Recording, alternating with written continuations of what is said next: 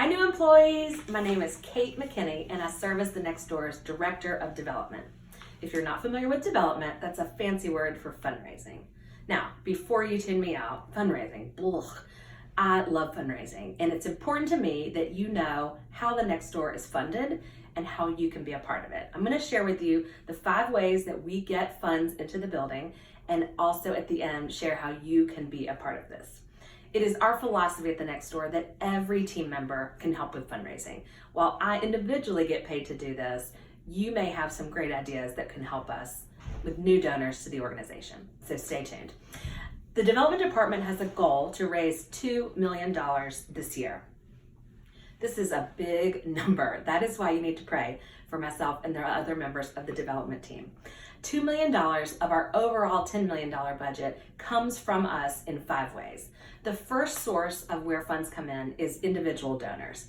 There are people that love what we're doing at the Next Door. These are individuals who have a heart for recovery. Maybe they know someone that's been through our program, or they have a relative who's battled addiction before.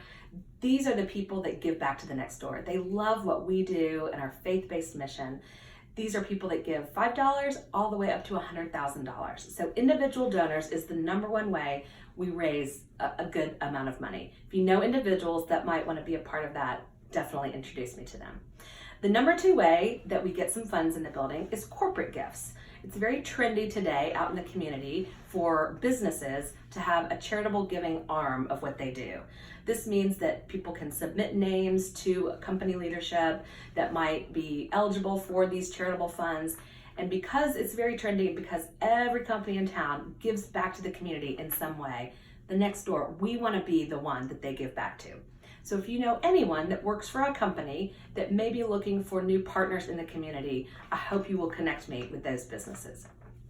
Number 3 is church partnerships. We make no bones about the fact that we are a Christ-centered, faith-based ministry. And because of that, churches make great partners for the Next Door.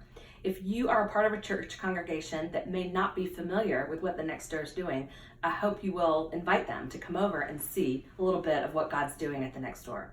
Right now, there are between 20 and 30 churches, local churches, that put the Next Door in their budget. They have a missions offering they give us once a year, or they give us on a monthly basis. And that number is relatively low. When you think about how many churches there are in this community, I wish that number was doubled and tripled. So if you know any churches locally that have a Christmas missions offering or any kind of missions offering that they may give, we want to meet that church. And so let us know if there are churches in the area that you think we should be connecting with. Number 4 is event planning. The Next Door is responsible for planning 3 fundraisers a year, and it's good for you to help promote that. The first one is in the spring. It's a golf event. The next one is in the summertime. It's a songwriter's night. And the third one, the big one of the year, is a fall benefit, a breakfast and a luncheon where almost 1,000 people attend.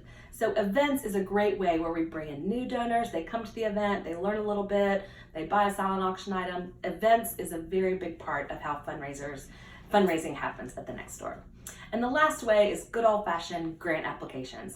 We have a grant writer on our staff who will apply for just about any opportunity that we're eligible for. Some of these are family foundations out in other states that have a heart for what we do and we're eligible for, or it could be a local company that there's a specific application we fill out to be eligible for their funding. Whatever that is, grants, family foundations, we are eligible for that, and that definitely helps with fundraising at the Next Door. Now, I told you at the beginning of this presentation, I would let you know how you can be involved in fundraising. Remember, it's everyone's job to help. The first and easiest way is through making introductions. I hope by now the wheels are turning and you've been thinking, I need to introduce my pastor to Kate, or I need to bring over my husband. His company might be interested.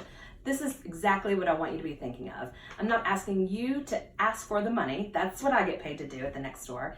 All I need is an introduction. Introduce me, a simple email introduction to somebody, and then I'll take it from there.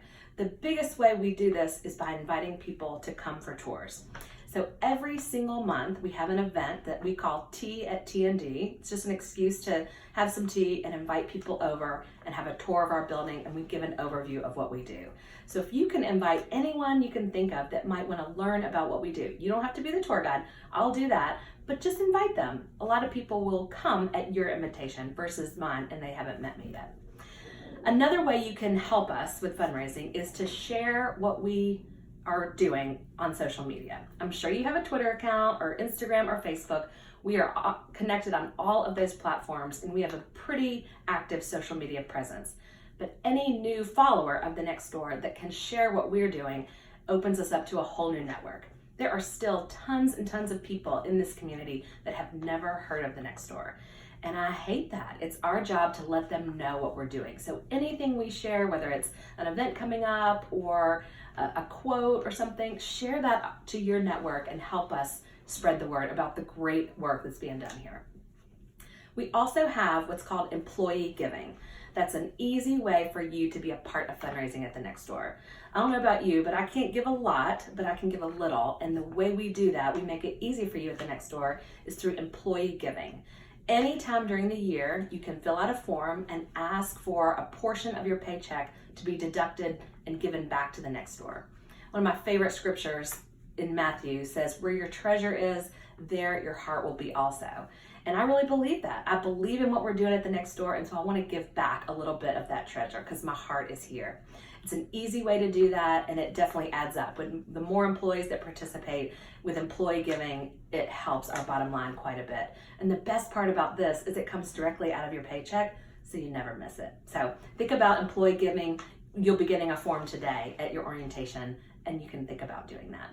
Lastly, I just want to say, come and connect with me. My office at the Next Door is located on the 3rd floor, right across from the client hallway 3A, close to 3C, kind of in that corner of the building. Drop in, come and see me, drop me an email, kate.mckinney@thenextdoor.